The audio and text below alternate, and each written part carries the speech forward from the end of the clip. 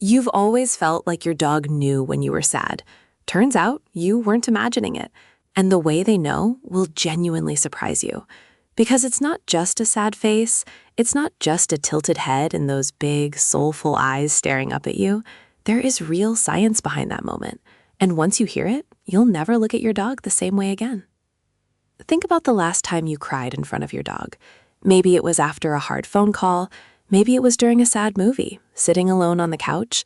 And within seconds, there they were, nudging your hand, resting their chin on your knee, not asking for food, not asking to go outside, just there, present, watching you like nothing else in the world mattered. For a long time, scientists assumed dogs were simply reading our body language, slumped shoulders, a quiet voice, nothing more than pattern recognition. But researchers decided to actually test it. In one well-known study, scientists asked people to either cry, hum, or talk normally in front of dogs who had never met them before. And here's the part that gets us every time. The dogs approached the crying strangers far more often and far faster than they approached the humming or talking ones. These weren't even their owners. These were dogs meeting a crying human for the very first time, and something in them said, "This person needs me." But it gets stranger, because dogs aren't just watching your face, they're smelling your sadness. When we experience stress, our bodies release chemical signals, cortisol and adrenaline, that actually change the scent of our sweat and our breath. A dog's nose is up to 100,000 times more sensitive than ours. So while you're wiping away tears, your dog may already be picking up the chemistry of your heartbreak before you've even said a word. That's the part researchers still find remarkable. Your dog may know you're upset before you know it yourself. Now here's where the story gets even more emotional. Scientists at Eötvös Loránd University in Hungary put dogs inside an MRI scanner, fully awake, trained to lie still, and played them a series of human and dog sounds, crying, laughing, whimpering, barking. And what they found changed the way we understand the canine brain. Dogs process the emotional tone of human voices in the same region of the brain where they process emotional sounds from other dogs. In other words, to your dog, your crying isn't just noise.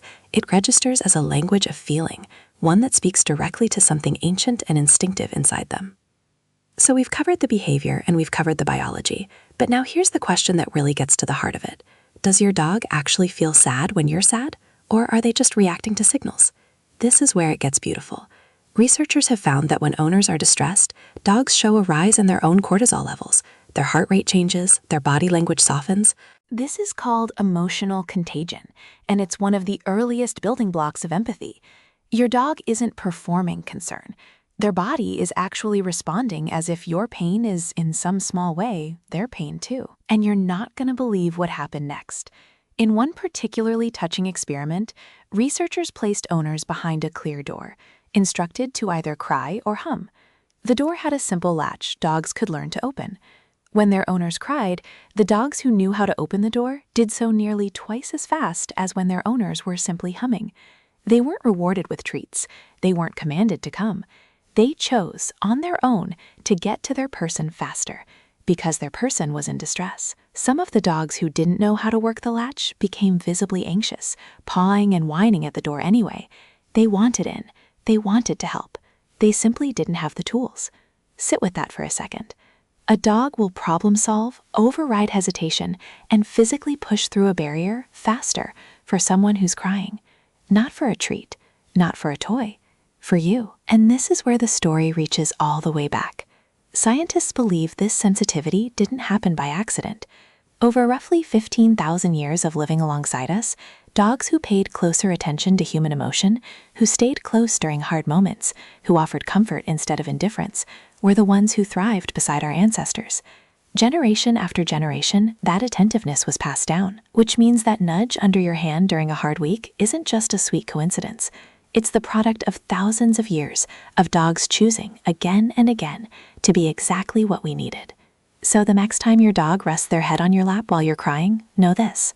They likely smelled the change in you before you spoke a single word. Their brain is processing the sound of your voice the same way it processes the whimper of another dog. Their own body is responding to your sadness as if it were their own.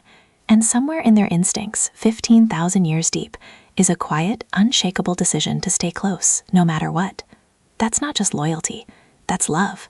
built into the bones of the species that has walked beside us longer than almost any other. And maybe that's why, on our hardest days, it's not a person we reach for first. It's the quiet weight of a dog leaning into us, saying without a single word, "I'm here." If this changed the way you see your own dog, tell us about a time they showed up for you when you needed it most. We read every single story in the comments. And if this one warmed your heart even a little, hit that like button. It genuinely helps more people find stories like this one.